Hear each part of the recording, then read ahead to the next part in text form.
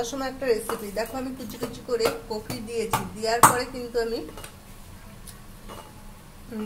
গরম জলে বসিয়ে দিয়েছি। তারপরে নিয়েছি টুকরো টুকরো করে মাংস, পেঁয়াজ আর টমেটো, আর এই দেখো থেতো করছে রসুন আর আদা, এইটুকুই। আমার সিদ্ধ কিন্তু হয়ে গেছে, এবার নামানোর পালা। আর এটা থেতো করা হয়ে গেছে, দেখতেই পাচ্ছ।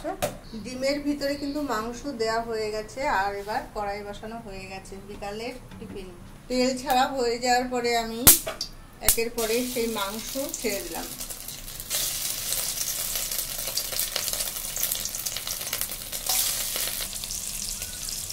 সেই মাংস দেখো ভাজা হয়ে গেছে। এবার পেঁয়াজের টুকরো ছেড়ে দিলাম। মাংসগুলো একটা একটা করে তোলো।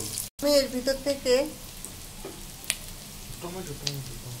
এবার পেঁয়াজের পরে আমি এই দেখো টমেটোগুলো ছেড়ে দিলাম।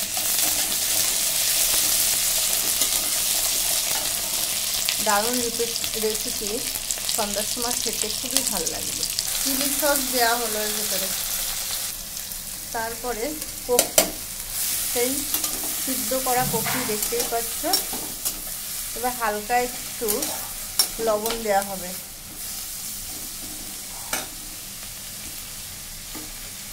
পরিমাণ মতো। ভিতরে একটু সয়া সস দেওয়া হলো, কালারটা এবার অন্যরকম হয়ে গেল।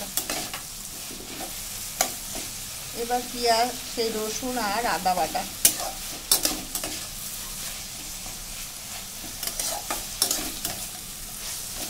কিন্তু সন্ধ্যার সময় টুকটুক করে ঘরে যদি কিছু থাকে, কফি টফি এরকম করে বানিয়ে ভালো লাগে। মাংস দেখে যদি দাও বা থাকে।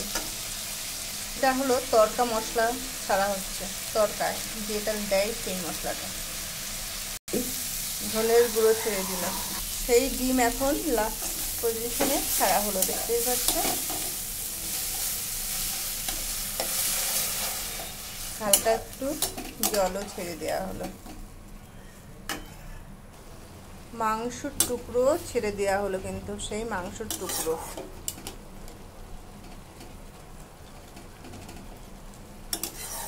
তোমরা খেয়ে চেক করেই দেখো না বন্ধুরা, হেভি খেতে লাগে।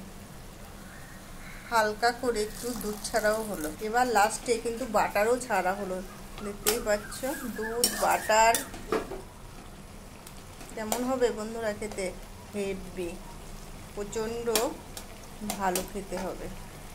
হালকা করে একটু চিনিও দেওয়া হলো। লাস্টে আমি গরম মশলার গুঁড়ো ছেড়ে দিলাম।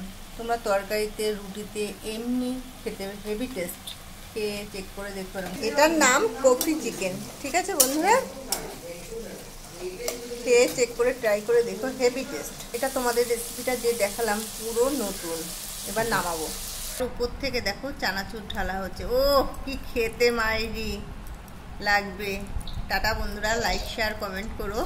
পুরো নতুন রেসিপিটা। টাটা। চেক করে খেয়ে ট্রাই করে আমাকে লাইক শেয়ার কমেন্ট করো। টাটা।